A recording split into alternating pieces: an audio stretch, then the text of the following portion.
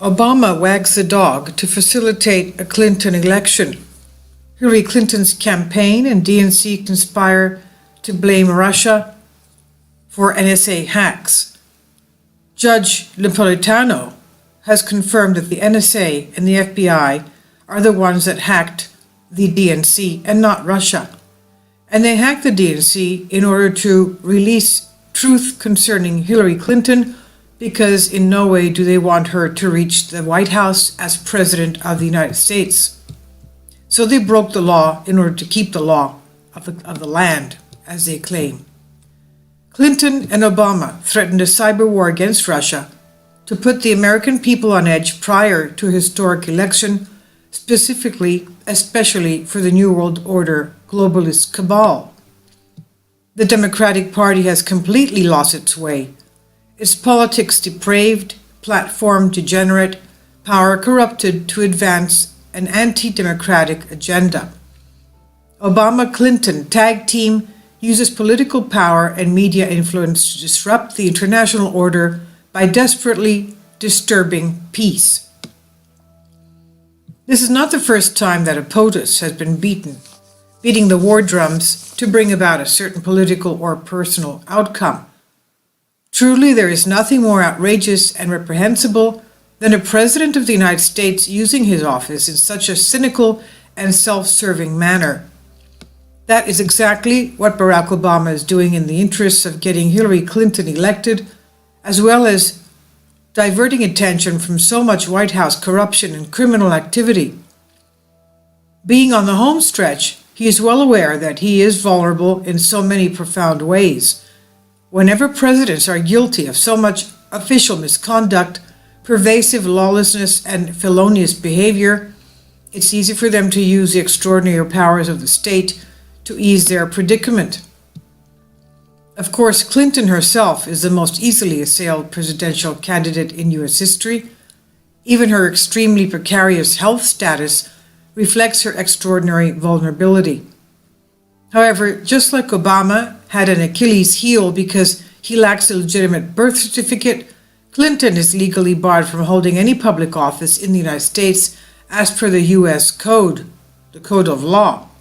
Not only is that a huge hurdle that requires massive distraction, it also sets her up to be easily compromised, since that sword of Damocles sword, will forever hang over her head.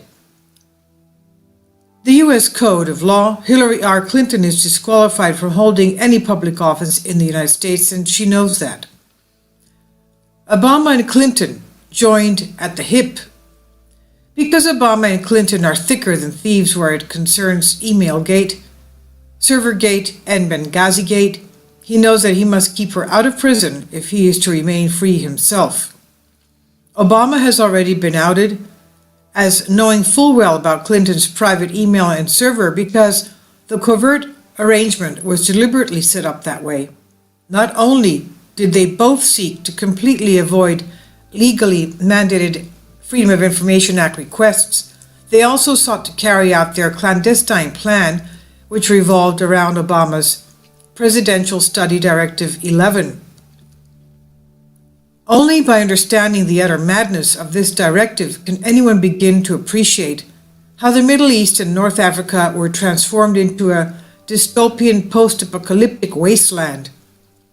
While the sordid details of that misguided scheme are far outside the scope of this article, suffice to say that the conflagrations in Syria, Libya, and Iraq, and Yemen and Egypt, and other nations in North Africa have occurred as a direct result of its Directive 11 implementation. Presidential Study Directive 11, the secret scheme that destroyed the Middle East via the Arab Spring. In other words, the Obama administration, in collaboration with other nations within the Anglo-American axis, did the Arab Spring. It was designed and planned in the capitals of Western powers, Washington, London, and Tel Aviv. In fact, there was nothing spontaneous about the Arab Spring except the glee experienced by the well-paid, by the CIA, of course, group leaders in each nation whose job it was to get protesters to show up at the city square. That particular tactic was the very essence of every color revolution conducted by the CIA, MI6, Mossad, as well as the interfering oligarchs like George Soros. Middle East, the CIA operated behind the web of pro-democracy NGOs. The critical point here is that it was Secretary of State Hillary Clinton's primary mandate to make sure the Arab Spring happened in the right place at the right time and in the right way. That's why she and Obama are so deeply involved in this crime spree together. If either goes down, the other will go down too. And hard. Their manufactured and unprovoked wars of aggression have seen so many war crimes and genocide, state-sponsored terrorism, forced migrations, crimes against humanity, that it's a wonder they have not already been hauled in front of the International Criminal Court at The Hague. From now until Election Day, the whole world is now on edge at the prospect of the American Nobel Prize winner starting another war so that his accomplice in crime, Hillary Clinton, can be fraudulently elected. Only such an eventuality will help keep them both out of prison. Were Donald Trump to be elected, many within the Obama regime and Clinton camp would face uncertain fates for their multitude of crimes committed both at home and abroad. Obama has undoubtedly been the worst warmongering Peace Prize winner in Nobel history. His handlers had hoped that the prize would confer upon him the sufficient cover to start even more wars, such as recklessly restarting the Cold War with Russia. The current state of international affairs, especially between the world's two greatest nuclear powers, is now so precarious that many speak of the possibility of a World War III scenario. This entire global geopolitical chessboard has been set up around a limited use of nuclear weaponry. Cataclysmic events have been tied right down to the very day of each false flag attack and assassination. TPTB have always known that the 2016 US presidential election would be a critical one. Clinton was chosen long ago to be both the Democratic nominee and election winner, victor. She is in penultimate fulfillment of the New World Order globalist plan toward a one world government. And Hillary Clinton has the 1% found the golden girl who will do and say anything to maintain the status quo dictated by the international banksters.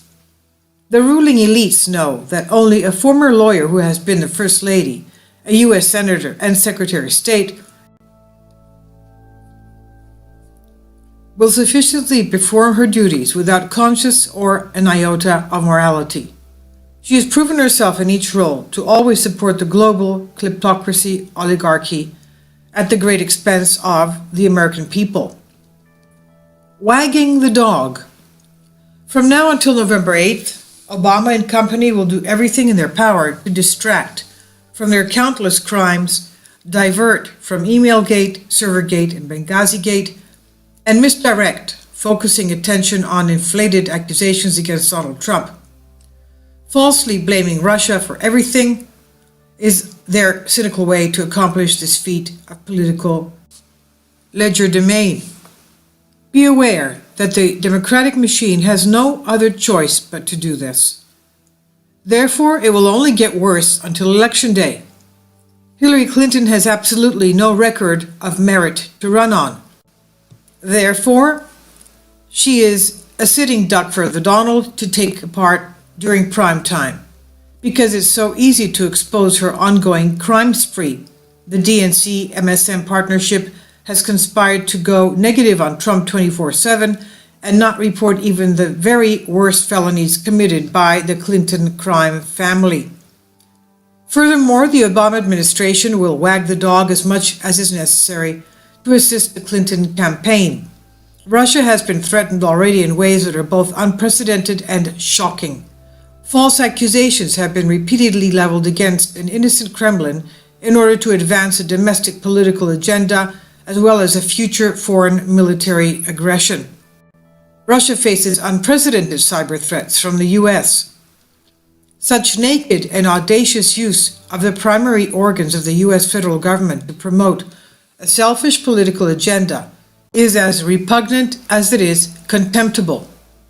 The shameless tactics utilized in broad daylight will surely wake up the American people to the slash and burn MO that the Democrats have always employed. The Democrats know that they can only win by cheating, as the whole world now witnesses. Conclusion. So the world community of nations is now witness to two major theaters of war on the planet. There are the Syrian and Iraq wars across a large swath of the northern Levant, and there is a rapidly burgeoning revolution in the United States.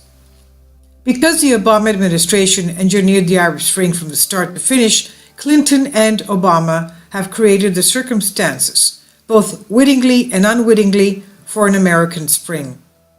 Yes, this dangerous Obama-Clinton tag team quite has purposefully sown seeds of dissent across the nation in order to repeal the Second Amendment and vitiate the First Amendment.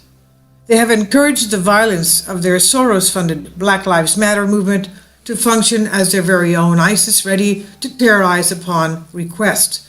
However, this same cabal of criminal co-conspirators greatly underestimated the capacity of the American people to see through their wily schemes.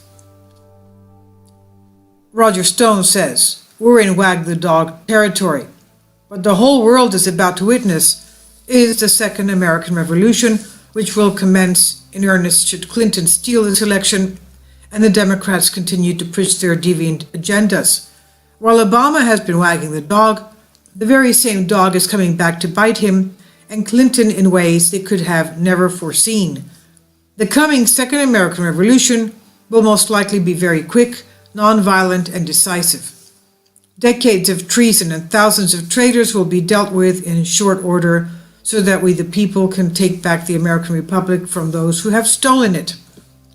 This is in the State of the Nation. I'll leave a link below for you for this.